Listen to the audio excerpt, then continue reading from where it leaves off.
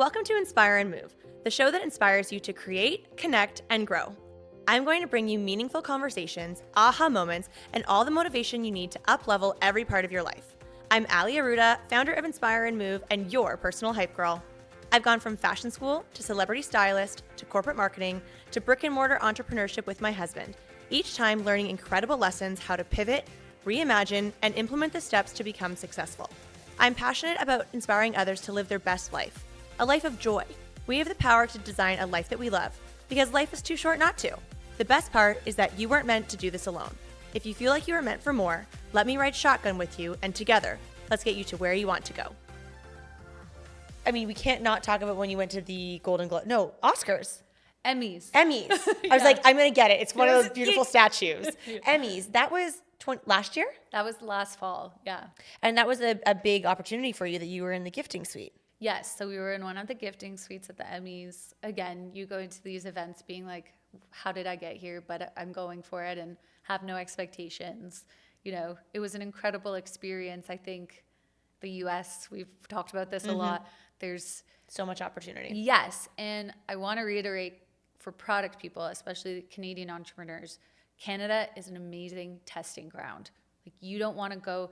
We've learned through even just our few years, if you push into the US too quickly and your marketing and your product isn't perfect, it can do more harm than good. Interesting. So you really want to test your marketing, your product, your customer experience. Like, everything needs to be flawless in Canada before you go to the US. And what did that process look like for you and Dani when you, like, now the slippers are produced, you have some money in your, not in your pocket, but you know, that you've got money in the business to produce the product and to market. How did you kick the ground running with marketing? Yeah.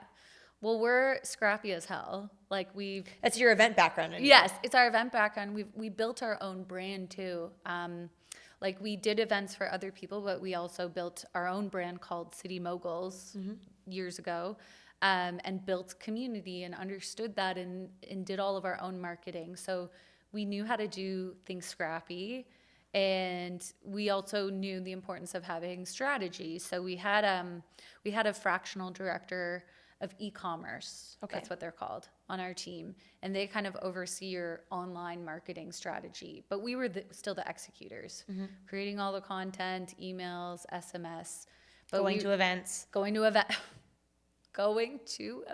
Say every event for those in the back. Every event that would have us, we would go. But it truly is like all those things stack. And that's what got us to, 7 figures in our second year. Like, that's what happens when you just keep your eyes down and blinders. Go for it. Yeah. That's wonderful. Well, moment for celebration. Yeah, we're celebration pause.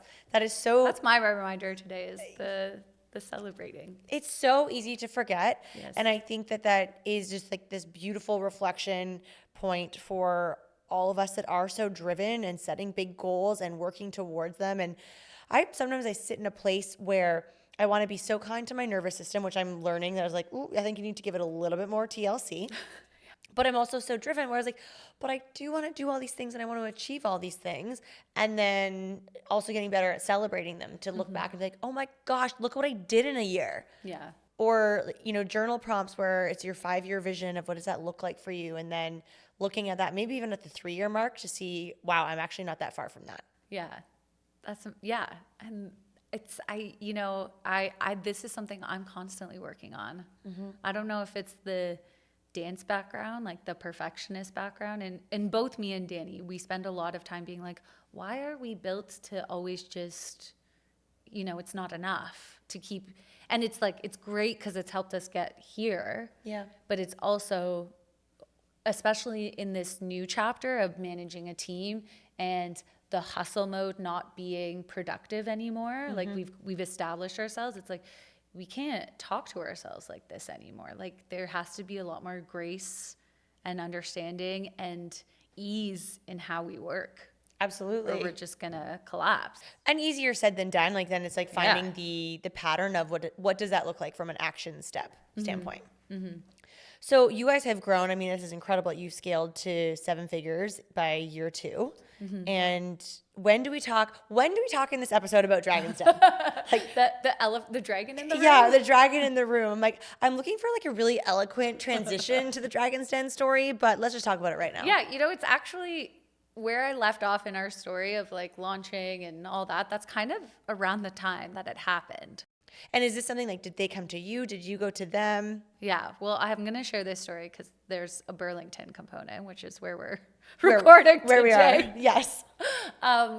So about a week or two before our official website launch. So we did the Kickstarter 6 months prior, which was our pre-launch. And then we did our huge online launch. And it was around Mother's Day of 2023. So we're like, we're going to do a nice Mother's Day event. And that's going to be our launch party. So about 2 weeks before that, I'm at the Burlington GO train parking lot, about to get on the train to go downtown. I have like my hands full. I'm on the phone with my mom, just having my daily catch up with her. And an unknown number comes in. And usually I let the unknown numbers go straight to voicemail. Yes, that was like a match for the voicemail. Yeah. But something in my gut was like, answer the goddamn phone. Answer it. So I was like, Mom, I got to go by, which I never do. I never hang up on her. Like probably What it's a like good daughter. 10-minute goodbye, every time. But it ended up being this woman. She's like, hi, this is Paula from CBC Dragon's Den. And I'm like, literally like collapse in the parking lot. And she's like, we've been following your brand. I'm like, What? We think you would be an amazing fit for the show. We've set the lineup for this season, but we're wondering if, somebody drops out this season, would you be, they call it like a call up. Okay. And I was like, of course, we would love to be a call up. You just call me anytime. We'll be ready. Not sure what that means. Yeah. Still like, is this real life? So I like hang up the phone, call Dani screaming. I don't think she understood what I was saying. Did you miss your train? Yes, definitely. Okay.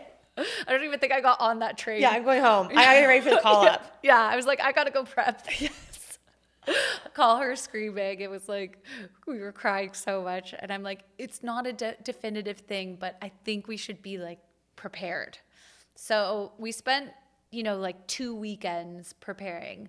The good thing for us was we had been pitching to investors for about 1.5 years by this point. So we felt like we could handle it, I like look back and I'm like, this is what all the dance training was for. This is what all the auditions where people were in my face. This is like all the scary Russian teachers yelling at me. I'm like, it was for this moment. Building your resilience muscle. Resilience on Dragon's Den, being able to handle, the fear. But so we carried on. We didn't hear a thing for a couple weeks. Literally the day after our launch party, like the Friday morning after our launch party. I had had a little too much Prosecco the night before. I'm like a little, out of it. 12 p.m., the producer calls me in Burlington. She's like, hey, somebody dropped out this afternoon. Can you guys get here in 2 hours? I'm like, come on. Of course. Yep. Me and my headache will be right there. So hungover. I'm not going to lie. I was so hungover. So 2 hours. It's 12 p.m., Burlington, Friday. I have to get to basically the CN Tower, which is on a good day, a 2-hour drive. So I'm like, I have no time. I have to do my makeup in the car, do my hair in the car, call Dani, tell her to get there. Thankfully, she lives in Toronto. She was like 30 minutes away. Oh my gosh. So she gets there first. I hit like the worst traffic in my life. And this is when all the coaching, the mindset training, the breath work, everything is like really coming to fruition. I'm like, this is why I do this stuff. I'm like doing the deep breaths. I've got like my printed like questions and answers that I think in the car. The producer calls me at like 2:00. She's like, hey, just wondering where you are. We want to get started in the next 10 minutes. I'm in Mississauga, which is like still 40 minutes away. I'm just looking for parking. That's literally what I said. I'm like, I'm just trying to find parking. You know how it is. She's like, no problem. So I'm like, I'm going to get there. If I don't, Dani will kill it. I was like, the self-talk was like crazy. Yes, I am. Like, if I don't get there, the universe has my back. Yes. just every mantra possible. I pull up, like literally in the nick of time. They're like, you don't have time to park. I put my four-ways on Front Street. They literally pull me out of the car, mic me up in the elevator. Dani and I didn't even get to talk. They like literally put us on opposite sides of the production room, and we walk in. And that's how we got to Like, I don't even have Den. lipstick on. I'm not prepared. Yeah, Dani always talks about how like she could not. She's a mom of like two, babies, and she's like, I could not find a clean jacket. Her jacket was like so stinky. I was like, oh my god, we are not bringing our best selves. But if you watch the episode, You crushed it. we crushed it. Oh my gosh. Okay, so talk me through all right. This story is amazing. Of just like that your four-ways. Did you get a ticket? No, because I still have it. They like gave me this piece of paper that said like Dragon's Den VIP, and I like had it on my dashboard. So I guess So you get the basically line bypass from the I parking guess police. I was like, Oh my gosh, yeah. okay, this is so good. I have so many thoughts in my mind, but focusing on the component of this expansion experience of your business. Yes. So you go in, you crush it. Who are your dragons? So it was Michelle, Vince, Arlene, who else? Manjeet, Okay. and I'm forgetting somebody. There's 5. Yeah, somebody didn't show, so I think it was actually just the 4 of them. No dragon call up? Oh no, Wes was Okay. the 5th. Wes was the 5th. Yeah. And so you do your pitch. Give us like Cole's notes of the pitch. We do our pitch. So when they film it, they only show 8 minutes of it, but you're actually in there for an hour and a half to 2 hours, and Wow. they're grilling you. So you start off by doing your like 1 minute pitch. We slayed that. I won't tease too much because I want you guys to watch the episode, but they grilled us for an hour and a half. Do you want me to tell you what happened, or do we want them to? Well, I kind of want like a small spill the tea moment. Okay, spilling the tea. After our pitch, they asked a lot of questions. Within the first couple of questions, Arlene Dickinson immediately is like, I don't think they're stylish. I'm out. We're like, okay, Arlene, peace to you. Turns out we saw her like months later at an event. She's like, I love your slippers. I wear them all the time. We're like, well, why didn't you say that on TV? Yeah, you lied on television. It's TV though, right? So then we got grilled more and more. Michelle, we could tell, was like showing an interest. So we like were really pushing for her. And Dani, my co-founder, has the gift of just like being savage with the ask. She is so good at making the ask. That is truly her like zone of genius. So she just didn't hold back and was like, we want you to come in. What can we do? So Vince and Michelle ended up going in on a deal with us on the show. Amazing. Yeah. And had you manifested a number that you wanted? Yeah, we went in wanting 300K for 10% of the company. They ended up, tearing apart our valuation and saying it was too high. So they ended up saying, we'll give you 300K for 25%.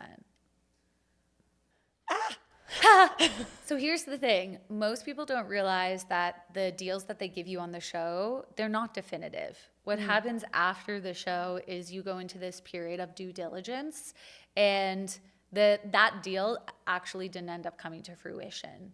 Michelle Romano ended up investing in the company like for a completely separate amount, but like the actual deal that we were offered, we didn't end up taking because it wasn't a good deal. Yeah. We said yes on the show though. Okay, well, good for television. Yes. And yes. so is it almost even like a negotiation period after? Yes. Okay. Yeah.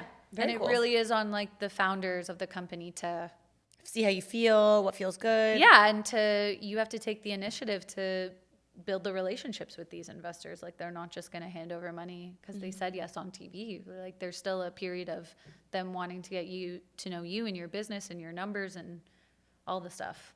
How do you feel like the Dragon's Den experience has changed you, not only as co-founders in your business, but also the trajectory of your business?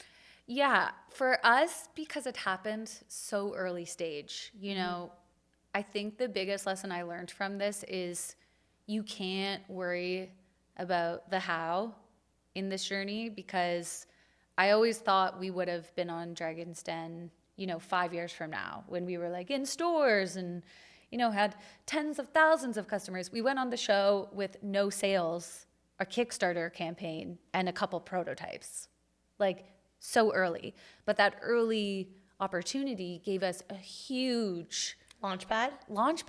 The brand awareness, the credibility of saying we're on Dragon's Den and got a deal. To say that in year 2 of your business is a big deal. Mm-hmm. Well, it's even like it's a cost of opportunity.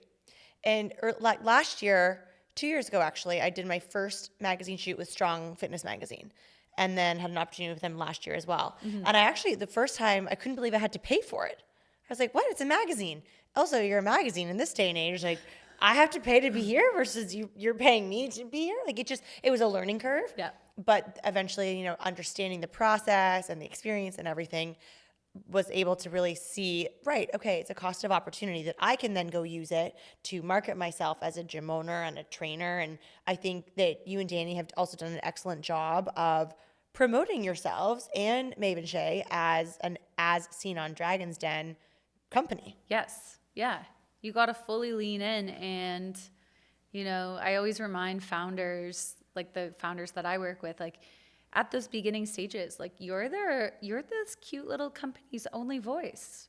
It can't speak for itself yet. Mm-hmm. People don't know who it is yet. Like you have to be as the founder, you have to be its biggest advocate and, scream it from the rooftops. Oh my gosh.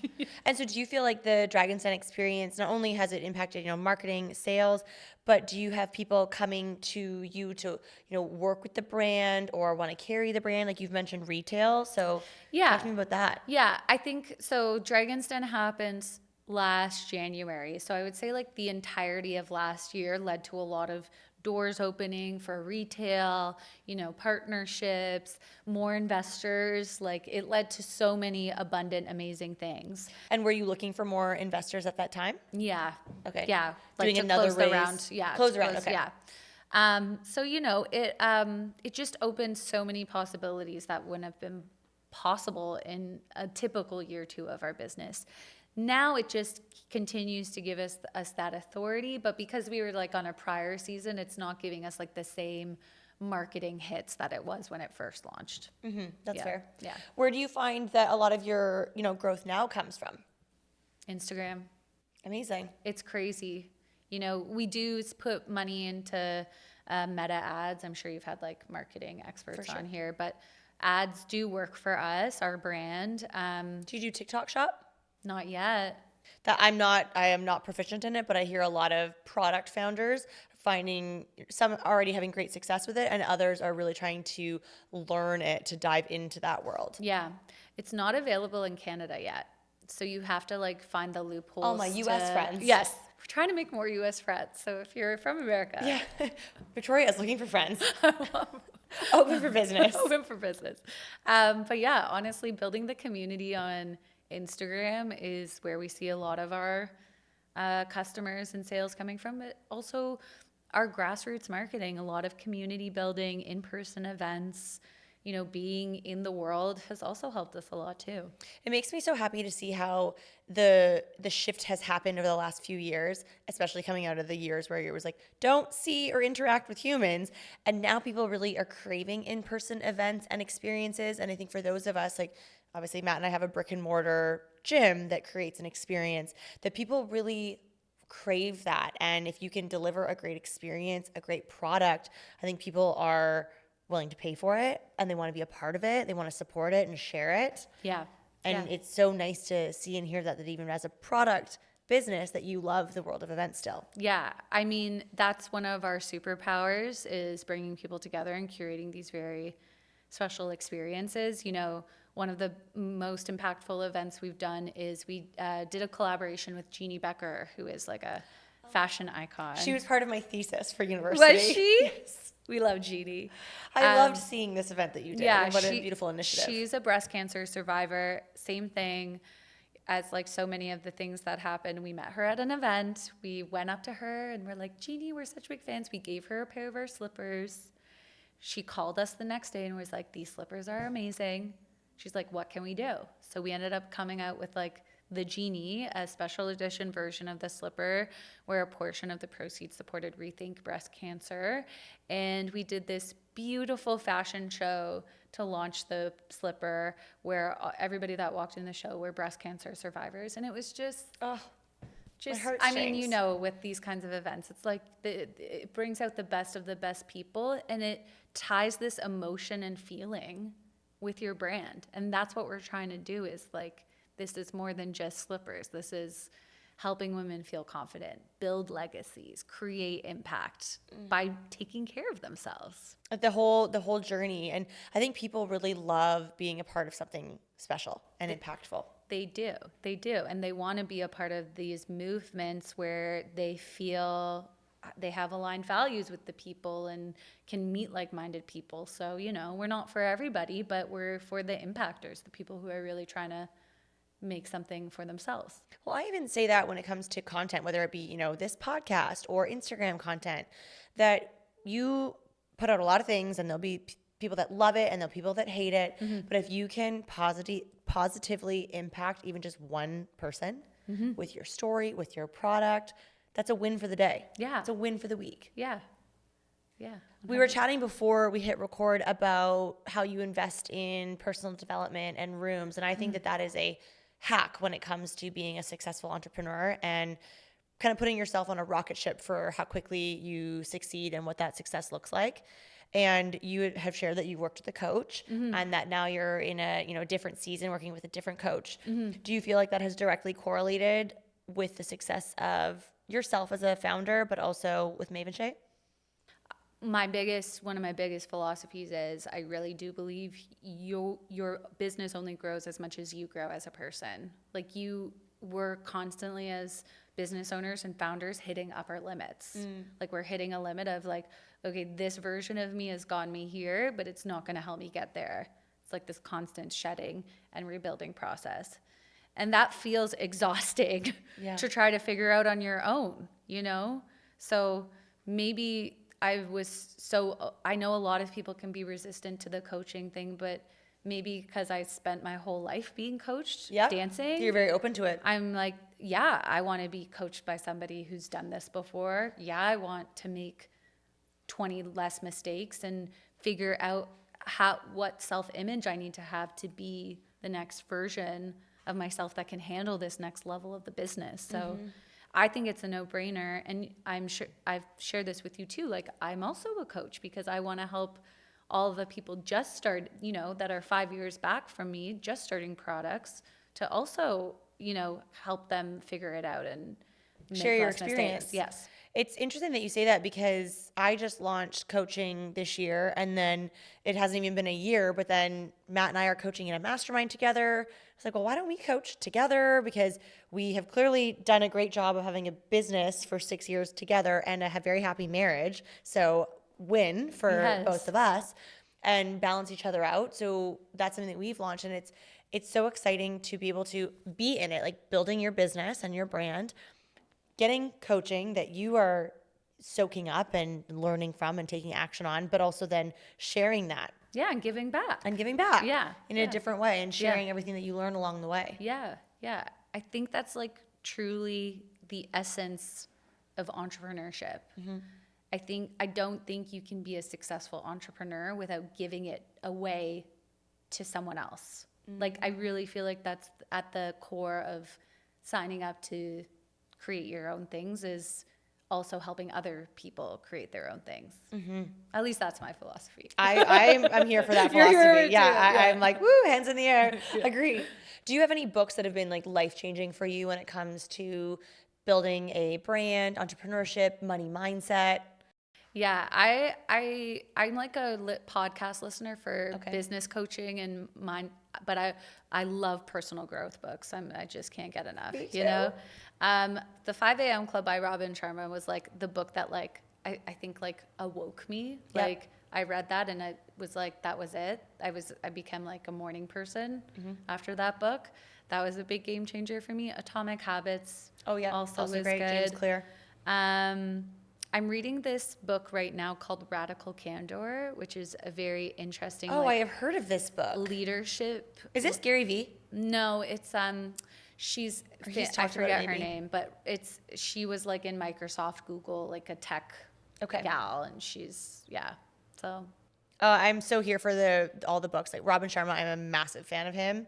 His Yeah. Greatness Guide 1 and 2, Yeah. also very good and so easy to read because it's like 2 to 4 pages per, quote unquote chapter lesson. Yeah. And I think that's such a hack for people. And I talk about that so often on the podcast that if you're not ready to invest hundreds and thousands of dollars in Read all the books. coaching, masterminds, read the books. Go spend $35 on a really amazing book or an Audible subscription. Yeah, like And- I'm telling you, one book led to me being like a 9 a.m. sluggy person to that 5 a.m. club by Robin Sharma to like waking up consistently at 6 a.m. for the last. So do you wake up 5 years. at 6 a.m.?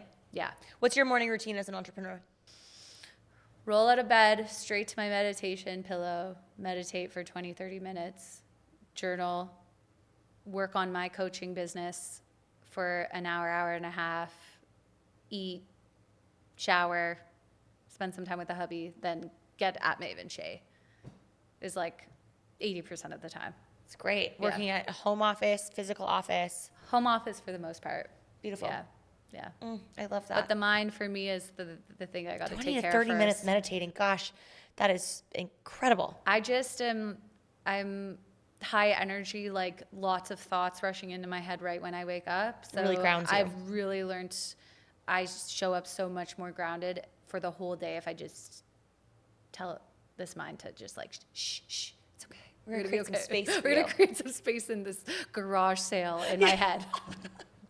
That's what a Reiki lady said to me when she's like, your head feels a little like a garage sale. I was like, okay. Thank you so much for that feedback. I take it with love and peace.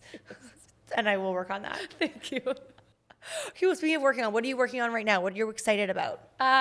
So excited. We just launched the Frida, which I'm wearing. It's our new slipper. They're That's so been cute. really fun to launch in the world. We've got Q4 is our biggest Holiday? Yeah. Where, people love to gift our slippers for the holidays. They're great for moms, mother-in-laws, like people hard to buy for. So things really kick up a notch in October. But we've got some amazing travel. We're heading to Vancouver in the fall in September, Chicago, Arizona, Vegas. So lots of big trips coming and spreading the slipper revolution wherever we go. I'm so excited because I know you and I have had some offline conversations about some of your growth priorities. Yeah. And I'm excited to help support as best as I can and Yes. cheer those on. Yeah. This has been so great. I feel like this time has absolutely flown. I know. And I'm just so excited to have had the opportunity to hear the story. Again, knowing it, but like not knowing all the details of it and how fun that we got to bring everybody else along for the ride, either on YouTube or listening to the show, wherever you consume your podcasts. I'm so grateful for you for this time. For my new slippers. You're welcome. That I Thank love you, these Allie. leopard print slippers. I'm so excited to show everyone. Yes. And where can everyone find you? You can find us on Instagram. I think that's where we hang out the most. It's Mave and Chez, CHEZ or Z for our American gals. And we're also on TikTok, and you can shop online, Canada and the US, across North America at maveandchez.com. Amazing. We will link all of that in the show notes.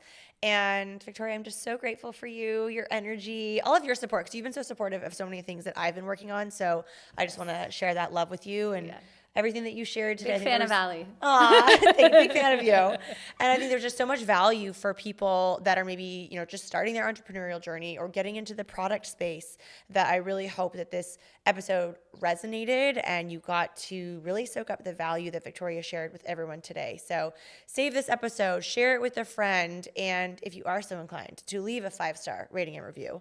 Your girl is a words of affirmation person, so I would love to hear any and all positive reviews and just all the love. So thank you for being a part of the Inspire and Move community. Victoria, thank you for being here. Dani, thank you for being here in spirit. Always. We are cheering on Mave and Chez for all of the amazing success that you have coming your way. And until next time, everyone, thank you so much for being here and see you again soon. Thank you so much for listening. If you loved this episode, it would mean so much to me if you took a few seconds and shared this on social media, sent it to a friend, or left a 5-star review. There is power in community, and I'm so grateful to have you part of mine.